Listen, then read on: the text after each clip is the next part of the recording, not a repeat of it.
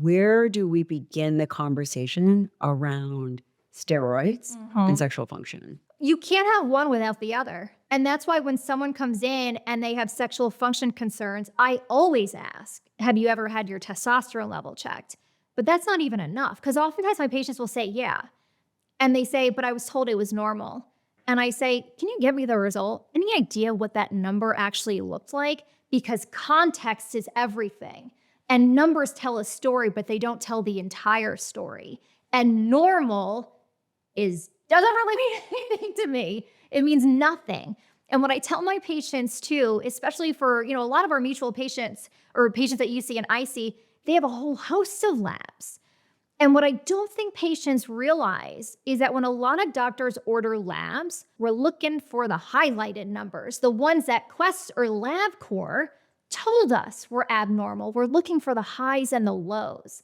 And the problem, especially with testosterone, is the reference range is huge, right? It could be 250 to 1,000.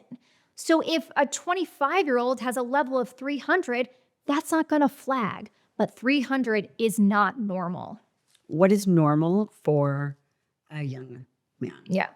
In my clinic, there is no normal, right? In my clinic, I ask myself, how could I hurt this person if I treated him? And the safety aspect and defining the answer to that question is the most important question I have to answer. For example, if someone comes in and he's 40 years old and his testosterone level is in the 400s, right? Most people would say that he has a normal testosterone level and wouldn't benefit from testosterone therapy.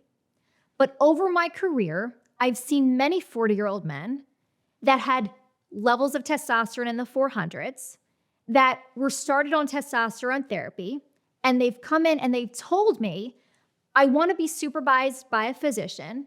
I know I never had legitimately low levels, but I'm telling you that I thrive when I'm on testosterone. Will you continue my hormone therapy?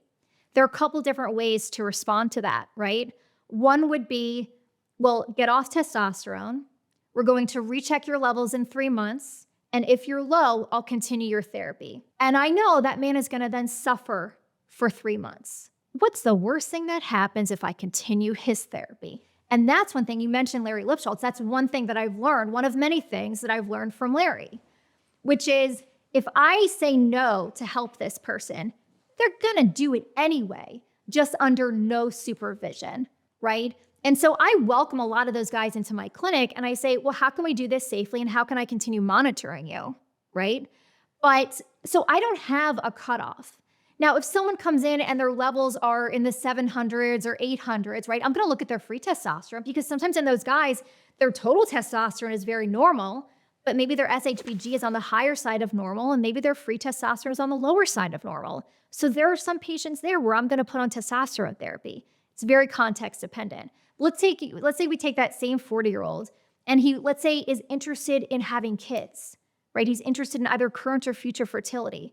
Well, Gabrielle, that's how I could hurt him because I can wipe out the sperm in his ejaculate in a very short period of time. What is the percentage of, and they don't typically use, just to be clear, doctors are not utilizing testosterone replacement therapy or testosterone for birth control. Right. But it can, and the numbers are pretty profound, it can really reduce spermatogenesis. Yes. And, especially with like these longer acting formulations like the injectables versus like the daily formulations.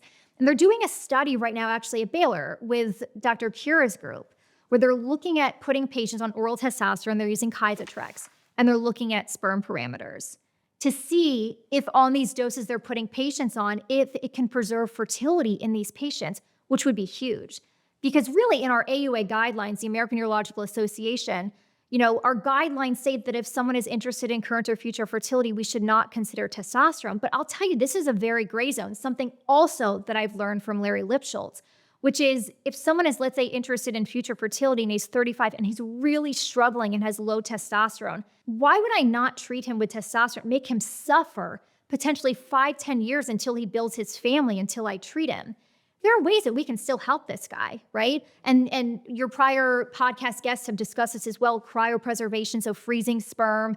We can put them on HCG at the same time as they're on testosterone therapy, or potentially with oral testosterone, right? Where at certain doses, maybe we can preserve their fertility as well. It is arguably the most interesting aspect of medicine from my perspective is this, I don't want to say it's largely untapped, but getting into this area of anabolic agents is where the future has to lie, especially with the use of GLP-1s. We have to be able to bring these to the forefront, which other groups or other populations have utilized. They're in wasting, in HIV treatment. Physicians use anabolic agents because it helps save lives. It saves their life. The idea of utilizing testosterone when someone's levels are, quote, normal, there's no difference in terms of cutoff, right? We'll say, okay, if your testosterone is 250 for a 21-year-old male versus an 80-year-old man. Well, and the other thing too is, and maybe it doesn't matter either. Maybe that's the thing, right? Because an 80-year-old with a level of 300, or let's say even like 400, might benefit just as well from testosterone as a man who's 50 who has a testosterone level of 400. What are the risks of having low testosterone? So we know that low testosterone is a risk factor for heart disease, which is interesting because a lot of people are concerned about being on testosterone and that risk for causing things like heart attack and stroke. And I know your episode with Dr. Mo Cure really delved into this with a Traverse trial. And so this recent evidence is informing us that testosterone therapy does not increase risk for things for heart attacks and strokes. Now, it's important to keep the following consideration in mind is that the Traverse trial use topical formulations. If you were to ask me, Amy, what formulations of testosterone do you typically use in practice for your male patients? I rarely use topicals. The two most common formulations I use are oral testosterone and injectable testosterone. And I tend to dose people a little bit higher. So our AUA guidelines would say, okay, get someone within, let's say, 450 to 600 range. I routinely have patients that are higher than that range. In the Traverse trial, the goal was getting people to like 350 to 700s in terms of testosterone. So can I say that the cardiovascular safety of testosterone with topical therapies has the same safety profile as, let's say, testosterone cypionate, where I'm getting levels at 1,000 or 1,200? I can't say that. I cannot. But what I can say is this.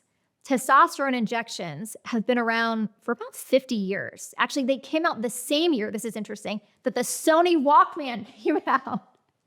They've been around for a long time. So if they increase risk for heart attack and stroke, we would have seen it by now. And testosterone injections are the most commonly used formulation of testosterone therapy worldwide. So we would have seen it in your practice, in my practice, and in studies.